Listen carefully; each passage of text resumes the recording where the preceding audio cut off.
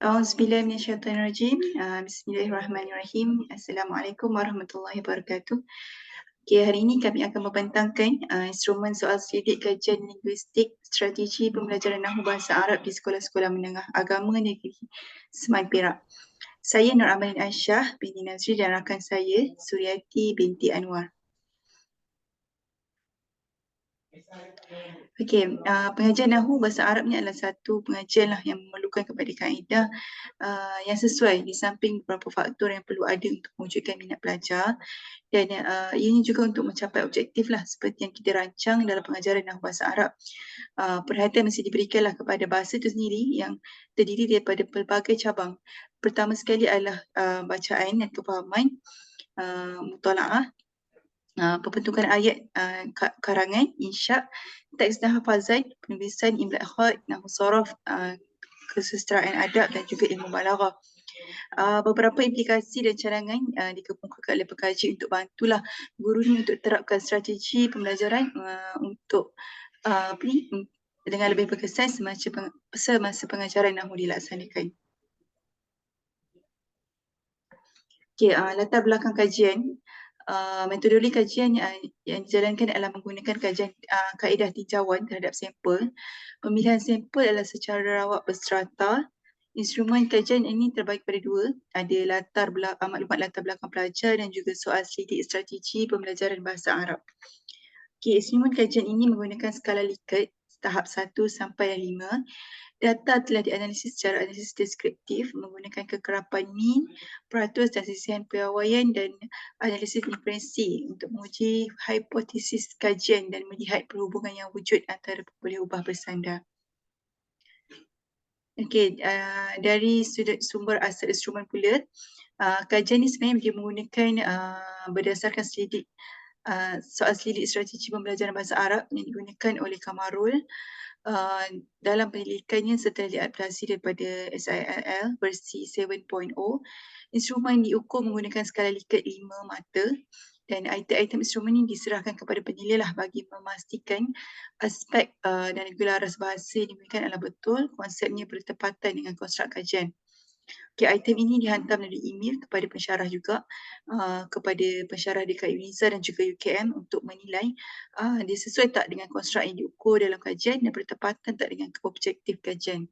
Okey, item-item ini juga diserahkan kepada guru cemerlang bahasa Arab dan juga ketua panitia untuk pastikan dia bersesuaian dengan aras bahasa pelajar. Okey, pandangan dan juga cadangan penyelia dan pensyarah, penilai serta guru cemerlang bahasa Arab telah diambil kira lah untuk memperbaiki instrumen kajian. Okey, seterusnya saya akan sambung untuk konstruk dan juga bilangan item. Yang mana soal selidik ini dibangunkan daripada dua bahagian, iaitu soal selidik latar belakang diri dan juga strategi pembelajaran Nahwu Bahasa Arab. Di mana untuk strategi pembelajaran Nahwu Bahasa Arab itu dibahagikan kepada 6 kategori, iaitu yang pertama memori, kognitif, metakognitif, efektif, sosial dan metafizik. Dan soal selidik ini mengandungi 44 item soalan termasuk soal selidik latar belakang diri tadi dan juga soal selidik strategi pembelajaran Nahwu Bahasa Arab. Dia menggunakan skala Likert 5 mata, ini skala Likert 1 hingga 5 yang merangkumi interpretasi tinggi, sederhana dan juga rendah. Dan dia mengandungi dua bahagian lah, iaitu bahagian A dan B seperti yang saya maklumkan sebelum tadi, yang berkenaan dengan maklumat demografi tentang latar belakang diri dan juga bahagian B untuk 6 kategori strategi. Seterusnya, kesahan dan kebolehpercayaan. Soal selidik ini dibina dia telah pun diuji melalui kesahan muka dan juga kesahan kandungan lah. Dan instrumen ini juga telah diserahkan kepada pakar, iaitu penyelia dan juga 2 orang pensyarah bidang bahasa Arab daripada universiti yang berbeza tadilah, seperti yang telah dimaklumkan oleh sahabat saya Malin, dan juga diserahkan juga kepada 2 orang guru cemerlang bahasa Arab. Dan kajian rintis dijalankan supaya kebolehpercayaan soal selidik ini menjadi tinggi, yang mana melibatkan 40 orang pelajar tingkatan 5 Sekolah Agama Raja Perempuan Takyah yang menjadi responden, yang mana kita dah tahu kajian ini melibatkan Sekolah Menengah Agama Negeri Perak dan melibatkan 3 buah sekolah. Sekolah Agama Raja Perempuan Takyah salah satu daripadanya lah. Dan data yang diperolehi daripada kajian rintis tadi telah pun dianalisis dan didapati perkali keseluruhan item soalan tu ialah 0.843 dan menjadikan kajian sebenar boleh dijalankan sebabnya alpha Cronbach dia melebihi 0.8 pada kajian rintis. Ini menurut pada Muhammad Najib 1999 lah. Seterusnya, sasaran instrumen teknik persempelan yang diaplikasikan dalam kajian ni adalah persempelan rawak berserata dan dia secara berperingkat lah. Dan bilangan sampel kajian dia adalah seramai 154 orang pelajar yang daripada 3 buah sekolah menengah agama negeri Perak tadi, daripada jumlah populasi asal dia 258 orang pelajar. Dan daripada jumlah 154 tadi ni, dia dipilih berdasarkan strata jantina yang sama banyak lah. Lelaki dan perempuan, 77 orang lelaki, 77 orang perempuan. Dan juga dia dipilih juga mengikut strata setiap kategori pencapaian dalam peperiksaan sanawi. Pelajar mumtaz, jayid, jidan, jayid, makbul dan rosid lah. Okay, jadi dia pun ada pembahagian dia daripada pelajar cemerlang, sederhana dan pelajar lemah.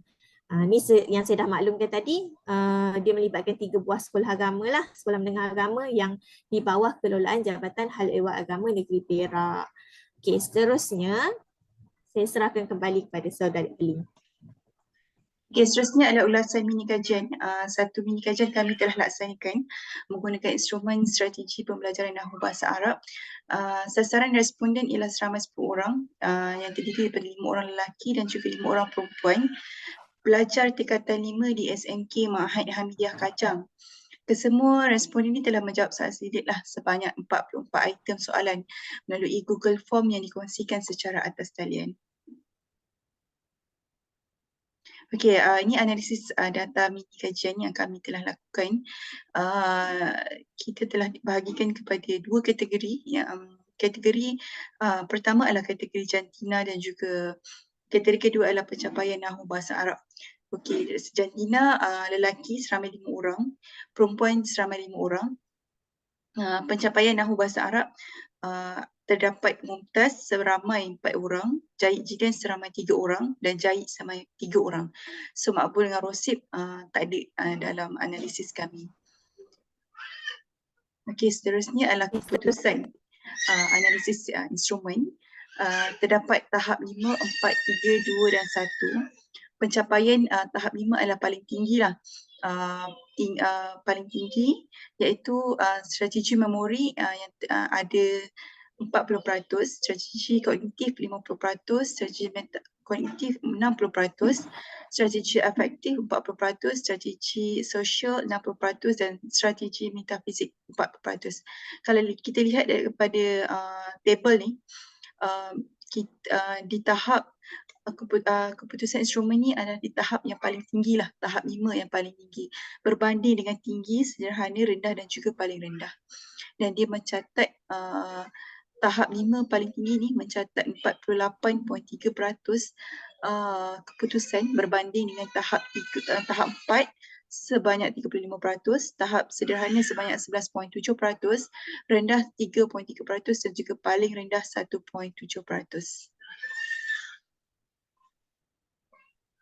Seterusnya untuk penutup, kalau kita dah lihat daripada analisis hasil tadi, yang mana skala 5 dan 4 paling tinggi, maksudnya pelajar-pelajar di sekolah menengah Ma'had Hamidiyah Kajang ni, dia daripada kalangan pelajar yang terpilih lah, pelajar cemerlang.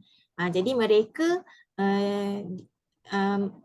menggunakan strategi, kebanyakan mereka pelajar ni menggunakan strategi-strategi yang dinyatakan dalam soal sidik tersebut. Okay.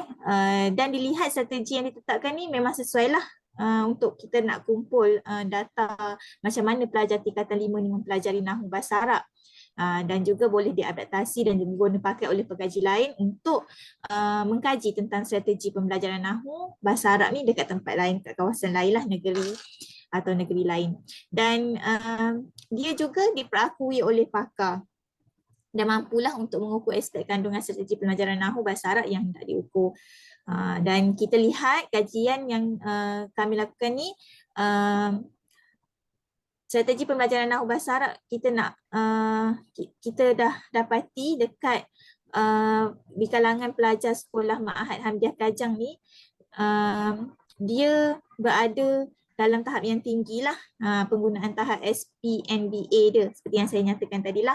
Dan dia disebabkan kita uji, kita buat mini kajian ni dekat pelajar dari kalangan sekolah yang terpilih dan dia berada di sekolah kluster kecemerlangan. Dan tambahan pula, tak ada pun pelajar yang di peringkat rosib, hanya sekadar yang mumtaz, jidan dan jahid saja. Makbul pun kita tak ada pelajarnya kan. Okay, dan jadi kita lihat usaha semua pihak perlulah diteruskan dan juga dipertingkatkan lagi agar keberkesanan tahap penguasaan SPNBA ni, strategi pembelajaran Nahu Bahasa Arab dalam kalangan murid bahasa Arab ni dapat diperluaskan lagi dan terus diguna pakai oleh semua pelajar. Jadi semua pihak perlu bekerjasamalah dan melaksanakan